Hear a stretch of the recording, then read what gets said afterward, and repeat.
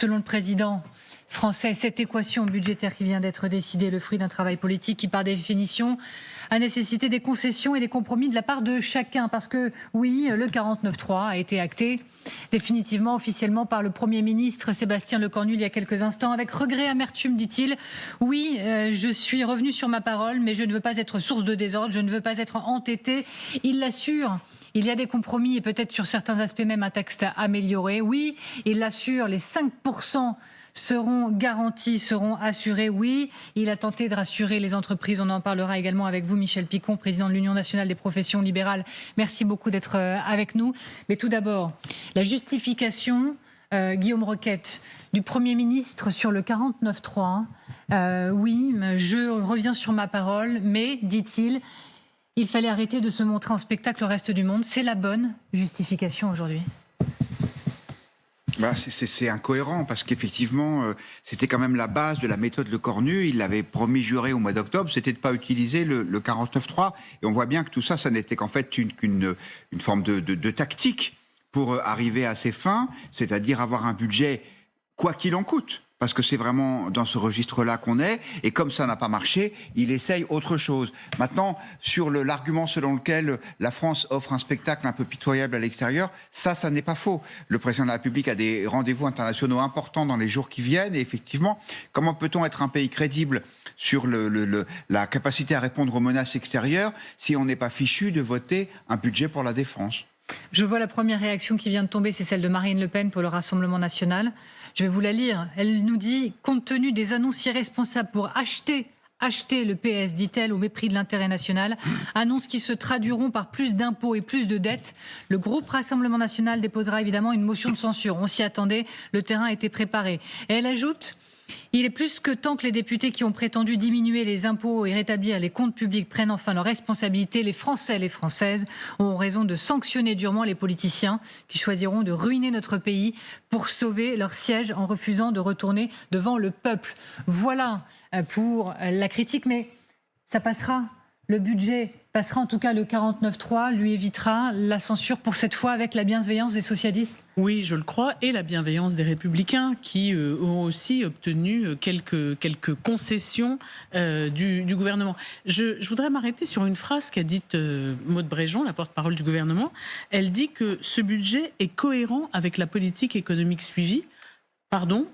Je n'en suis pas sûre, en tout cas, pas la politique économique depuis 2017.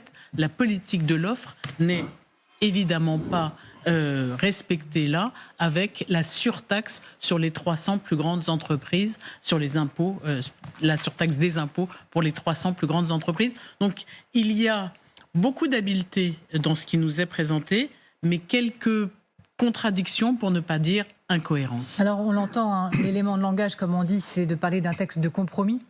Mais est-ce que pour vous, autour de la table, c'est du compromis ou c'est du renoncement ? Allez-y. Le compromis est toujours une forme de renoncement, ou plutôt de plusieurs renoncements. Donc effectivement, ça fait toujours mal à ceux qui font des efforts. Mais pour revenir à ce qu'a dit Sébastien Lecornu, il me semble que, alors effectivement, Guillaume le disait tout à l'heure très bien, économiquement, ce n'est absolument pas un bon budget pour la France. Il ne fait pas d'économie sur la dépense publique.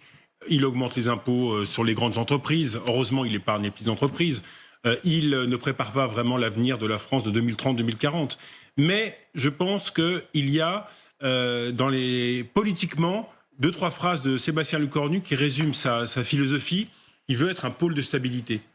Il veut être dans un pays où les Français n'en peuvent plus, ne regardent plus la politique, ont honte, c'était il y a un mois un sondage qui montrait, ont honte du spectacle donné par la classe politique.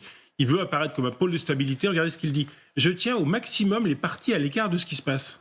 Je tiens au maximum les partis politiques à l'écart de ce qui se passe. Ceux qui ont déjà des ambitions présidentielles, ils pensent même à Gabriel Attal, ils pensent à Retailleau, ils pensent à Édouard Philippe. Donc il veut apparaître comme celui qui moins de soldats jour après jour. Ça a été compliqué, mais j'essaye. Voilà, donc pour l'instant, il a une popularité relativement correcte. Mais de toute façon, on est dans un tel bazar que franchement, si on peut arrêter de discuter du budget dans 15 jours, personnellement, je serais vraiment, vraiment soulagé, quoi. Il y a tellement de sujets. Il dit, je prends sur moi ce texte de compromis. Voilà. Il dit, semi-succès, semi-échec, mais après tout, ma priorité, c'était surtout un budget pour le pays, permettre au pays d'avancer. C'est ce que dit Emmanuel Macron de son côté. Et après tout, ils ont raison, Christian Saint-Etienne ? Bon, je pense qu'il y a deux horizons totalement différents. À très court terme, on en a tous tellement marre qu'on veut que le budget passe. À moyen long terme, je dirais que c'est le budget d'une faiblesse consentie, c'est-à-dire qu'à la fin, tout le monde est épuisé et tout le monde sait que c'est pas un bon budget, mais finalement, tout le monde consent à ce budget. Donc, je rebondis quand même sur ce que disait Renaud à l'instant. Visiblement, Sébastien Lecornu essaye de tailler sa propre statue de homme d'État qui pourrait servir à l'avenir. Mais pour moi, malgré tout, c'est mon opinion, c'est plutôt l'homme de la faiblesse. Il n'a pas réussi à faire travailler ensemble les partis. Il a beaucoup lâché au Parti socialiste parce qu'il fallait absolument, pour servir son maître, c'est-à-dire le président de la République, arriver à ce à quoi nous arrivons maintenant. Quand je l'écoutais tout à l'heure, c'est vraiment le président du Conseil de la 5e République, de la 4e République qui s'exprimait et pas un Premier ministre de la 5e. Donc voilà, on est un peu dans la situation de OK, c'est comme si vous voulez un dîner de famille qui s'est pas très bien passé, mais finalement à la fin on se sépare sans se taper dessus. Michel Picon, je le rappelle, président de l'Union nationale des professions libérales. Les concessions faites à la gauche, elles coûtent cher, elles coûtent trop cher. Ma première question et la deuxième, je vais les enchaîner. Est-ce que vous estimez, malgré les mots, pour tenter de rassurer les entreprises notamment, vous estimez que c'est un budget qui joue contre les intérêts des entreprises aujourd'hui ? Alors nous sommes satisfaits qu'un budget soit aux portes d'être adopté. Il y a tellement longtemps qu'on le demande, d'avoir de la visibilité, d'avoir un peu de stabilité, de confiance dans nos concitoyens. Donc je ne vais pas me plaindre qu'un budget soit adopté. Je ne vais pas me plaindre non plus parce que je représente les professions libérales, mais les artisans, les commerçants, toutes les petites entreprises, les moins de 10 salariés, ce budget nous épargne. Je dois bien le dire. Alors ça ne me satisfait pas qu'on massacre les grandes parce que, vous savez, les effets dominos, quand on tape sur les grandes, en règle générale, elles essaient de se récupérer sur leurs sous-traitants et sous les petites qui dépendent d'elles. Donc moi, je ne me satisfais pas de cela, mais globalement, les TPE, les PME et les ETI sont protégés par une fiscalité puisqu'elle ne va toucher que 300 grandes entreprises. Voilà. Ensuite, est-ce que le Premier ministre pouvait faire mieux dans cette copie, dans ce monde complètement fou, d'un Parlement complètement irrationnel, qui n'a qu'une seule boussole, c'est celle de l'élection présidentielle, qui est prêt à tout. Moi, je pense qu'il s'en sort plutôt bien et que enfin, il va donner à notre pays un moment de calme, au moins, je l'espère, jusqu'à la prochaine présidentielle. Les entreprises, elles sont en difficulté. Les petites sont en difficulté. C'est plus de 90% du tissu économique de notre pays, les petites entreprises. 70 000 sont partis au tapis. Et moi, j'avais vraiment plaidé pour qu'on n'attaque pas le chantier de la diminution des allègements de cotisations sociales parce que ça aurait envoyé au tapis des milliers d'entreprises. Et donc, je souhaitais que l'on arbitre plutôt, Madame la ministre des Comptes publics m'avait dit, on ne peut pas tout faire, ça sera ou les allègements de charges ou la CVAE. Pour moi, de manière un peu égoïste pour les petites entreprises, je préférais ne pas toucher aux allègements de charges parce que la CVAE, elle n'est pas due par les entreprises qui ont un chiffre d'affaires de moins de 500 000 euros et jusqu'à 2 millions, elle est assez faible. Voilà, donc globalement, nous, on est plutôt satisfaits de la situation. Bien sûr, ce n'est pas idéal, ce budget n'est pas un bon budget. Moi, je pense que c'est le moins pire. En tout cas, il faut s'attaquer à des réformes de fond de la fonction publique qui coûte énormément cher à la nation. Arrêtons-nous sur ce qui est central également dans les éléments et du Premier ministre et du Président de la République, c'est les 5% garantis sur le déficit. On sent que ça va nous être martelé encore et encore. Ça vous semble tout à fait crédible ? C'est assez crédible s'il n'y a pas une accentuation de la guerre commerciale avec les États-Unis et si l'Union européenne reste à 1% de croissance, sinon on ne pourra pas le tenir. Il est assez vraisemblable, c'est pas le sujet du jour, mais qu'on va trouver un accord, même désagréable, avec les États-Unis, parce que les Allemands qui dominent l'Union européenne ne veulent pas de conflit avec les États-Unis. Il est vraisemblable qu'on passera à autre chose assez rapidement. On peut faire confiance à la planète. Il va y avoir d'autres crises qui nous feront oublier le Groenland. Mais si la croissance se maintient à 1%, il est vraisemblable qu'on va on va obtenir les 5% à 1 ou 2 milliards près, mais ce n'est pas satisfaisant pour l'économie française. Les grandes réformes de structure ne sont pas là. Dans les nouvelles technologies sur l'intelligence artificielle, sur l'espace, sur le numérique, il n'y a pas de mesures fortes pour assurer l'économie française dans 10 ans. Alors, ce n'était pas le travail qui était demandé à Le Cornu, mais néanmoins, ça fait plusieurs années de suite qu'on ne fait pas le travail nécessaire au long terme et on va le payer très cher à l'arrivée. Mais le pays avance et c'est ça qui l'emporte à la fin ? Le pays avance, en tout cas, le pays s'enfonce pas dans une crise politique majeure. Je crois que le pays, je suis d'accord avec Christian, le pays n'avance pas parce que les réformes structurelles ne sont pas faites. Quand on voit à quel point il faut plus de croissance, il faut plus de recherche et développement, il faut préparer la robotisation, il faut préparer l'arrivée de l'intelligence artificielle partout, l'école de demain, la santé de demain, il y a tellement d'enjeux. Mais on ne s'enfonce pas dans une crise politique. Moi, je trouve que l'argument de Sébastien Lecornu contre, il a dû écouter Guillaume Roquette tout à l'heure sur LCI, parce qu'il dit, si on me dit qu'il y aura 5% de déficit, c'est trop, mais s'il y avait eu des législatives, s'il y avait eu une dissolution, après une dissolution législative, la formation du gouvernement, ça nous emmenait au mois d'avril. Au mois d'avril-mai, ça veut dire quoi ? Ça veut dire que le gouvernement n'est pas vraiment en action. Ça veut dire peut-être plus de déficit. Alors, allez-y. Moi, je me demande si vous auriez préféré qu'on n'aille pas au bout du jeu parlementaire et que le 49.3 soit intervenu, je ne sais pas comment on dit, avant.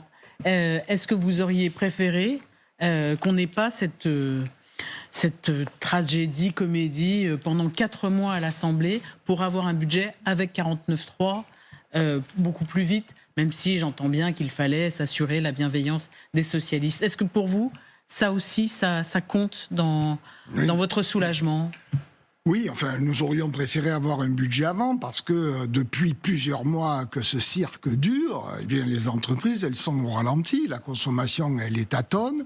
La prime rénov', les artisans du bâtiment y souffrent parce qu'ils ne savaient pas si ça va se faire, ça va pas se faire. Enfin, dans beaucoup de domaines, cette instabilité, le fait qu'on n'était pas sûr d'avoir un budget, oui, ça aurait peut-être été utile. Mais je pense que le Premier ministre a peut-être été un peu candide en imaginant qu'il allait pouvoir mettre autour de la table les gens avec un peu de responsabilité, retrouver le sens de l'intérêt général. Ben, malheureusement, il s'est trompé. L'intérêt général, c'est une boussole qui a disparu du Palais Bourbon. Autre point, elle le promet, la ministre en charge du budget, il y aura d'autres économies qui vont être annoncées. On le comprend, elle annonce les resserrages de boulons sur certains ministères. On va apprendre des coupes importantes dans certains ministères. Lesquels ? Est-ce que vous en avez un petit peu eu l'écho, Mathieu Desmoulins ? Ce qu'on sait effectivement, c'est que mathématiquement, si on prend les concessions qui ont été faites par Sébastien Lecornu vendredi dans son allocution et les renoncements à baisser des impôts sur les sociétés qui ont été actés dans un courrier envoyé aux entrepreneurs ce week-end, il n'y a pas le compte pour revenir à 5% de déficit. Et donc, il va falloir aller plus loin. Il y a des budgets qui ont été sanctuarisés, voire sanctuarisés à la hausse dans ce projet de budget sur lequel Sébastien Lecornu va engager sa responsabilité. C'est le cas de la défense, c'est le cas de la sécurité, c'est le cas d'autres budgets dits régaliens. Mais il va falloir, pour d'autres, geler des crédits, c'est-à-dire que les ministères seraient censés les avoir, mais auront des consignes très claires de ne pas les utiliser, de ne pas décaisser ces fonds. On parle, et Amélie de Montchalin le confirmait il y a quelques minutes, de plus d'1,5 milliard d'euros qui vont être gelés dans les crédits des ministères, et ça peut même aller encore plus loin. Si d'aventure comme ça s'est déjà produit ces dernières années, les calculs ne sont pas exactement bons. Il va falloir geler encore plus comme ça a pu se faire. Et centralité de l'argument de Sébastien Lecornu, c'est j'ai été ministre des Armées. Nous sommes dans un monde, en gros, en guerre, de guerre. Et il faut arrêter d'envoyer ce spectacle au monde et il faut un budget pour les armées. Ça, c'est à la fin, quoi qu'il en soit, l'argument massue, l'argument qui doit arrêter l'histoire. Je pense que c'est l'argument qui va le porter le plus auprès des Français, parce qu'il y a une inquiétude et elle est légitime, compte tenu de l'aggravation de la situation internationale. Maintenant, sur le fond, si vous voulez, pour réarmer un pays, il faut des finances publiques en ordre et qu'on puisse se réjouir de dire « Oh, regardez, le déficit l'année prochaine, ce sera que 5% du PIB ». Mais enfin, on reste le mauvais élève de l'Europe. Alors on nous dit « Ah, mais vous allez voir, il y aura des économies supplémentaires ». Moi, je vais vous dire, j'attends de voir. Tous les ans, on nous dit ça. Et à la fin des comptes, qu'est-ce qui se passe? Les augmentations d'impôts, elles, sont acquises, que ce soit pour les Français les années précédentes ou pour les entreprises cette année. En revanche, pour les économies des différents ministères, on ne les voit pas. Donc, on va dire qu'on va être prudent. En quelques mots, les Christian. Non, mais je voulais compléter. Si l'argument de la défense était si important, il fallait l'utiliser début décembre. Pourquoi on attend un mois et demi pour l'utiliser? Donc, il a été utilisé début décembre, pardon. Oui, non, mais dans ce cas-là, non, mais je veux dire au sens de faire le 49.3 début décembre. Non, parce qu'il fallait donner d'autres concessions aux socialistes. Ça allait pas début décembre, il n'y avait pas assez de concessions. Il fallait avoir un accord de consentement mutuel. Il fallait avoir un accord de non-censure. Et il a fallu beaucoup de semaines pour obtenir l'accord de non-censure. Oui, mais parce qu'ils... Début décembre, vous ne pouviez pas amener à la fois l'entrée, le plat et le dessert. D'accord. Il fallait amener l'entrée en décembre, le plat principal entre les fêtes et puis le dessert maintenant. Oui, mais enfin bon... c'est indigeste. Non, mais c'est indigeste, mais au moins on a mangé. Oui, certes, mais à ce moment-là, si vraiment il y avait un impératif absolu sur la défense nationale, il pouvait aussi aller aux ordonnances à mi-décembre à ce moment-là. Non, parce que les ordonnances, vous avez une censure. Allez-y, Michel Picon. Oui, mais pardonnez-moi, messieurs. Michel Picon, allez-y. Non, il n'était pas du tout évident qu'au mois de décembre, sous un 49.3, il n'y ait pas une censure derrière et que le gouvernement tombe. On en a déjà vu deux tomber, donc c'était pas impossible. Moi, si vous me le permettez, juste une chose. Enfin, je suis assez sidéré tout de même. Je viens d'écouter la ministre des Comptes publics. Il faut se trouver dans la situation catastrophique dans laquelle nous sommes pour qu'on nous dise on va se mettre à acheter un peu moins cher que ce qu'on achète. C'est-à-dire qu'on paie une fois, deux fois, trois fois le prix, les équipements publics. Ça, c'est assez sidérant quand même de la façon dont le pays est géré depuis de nombreuses années. Merci beaucoup, Bastien Auger depuis l'Élysée. Vous avez suivi tout ça, bien sûr, pour nous. Bon, alors sans surprise, il l'a acté, le Premier ministre Sébastien Lecornu, le 49.3, et il a surtout justifié ce choix.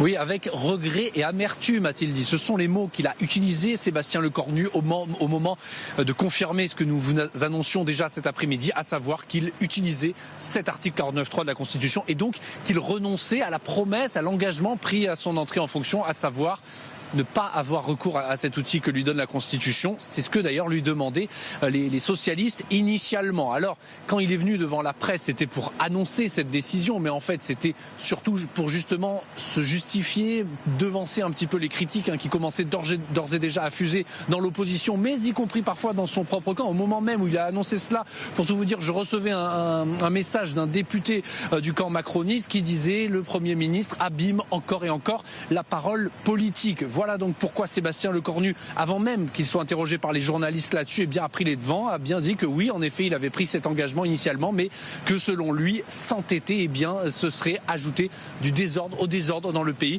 Et puis, il a aussi, Sébastien Lecornu, tout en reconnaissant un semi-échec, voulu partager la responsabilité avec le reste de l'Assemblée nationale, avec le reste des formations politiques, en rappelant habilement que les socialistes eux-mêmes avaient demandé l'abandon du 49.3 initialement, avant finalement ces derniers jours, ces dernières semaines, de se montrer plutôt ouvert à l'utilisation de cet article 49.3 de la Constitution. Bref, Sébastien Lecornu voulait déminer les critiques dont il savait qu'elles allaient arriver, mais l'essentiel pour lui, c'est ainsi qu'il l'a jugé, c'était d'avoir un budget.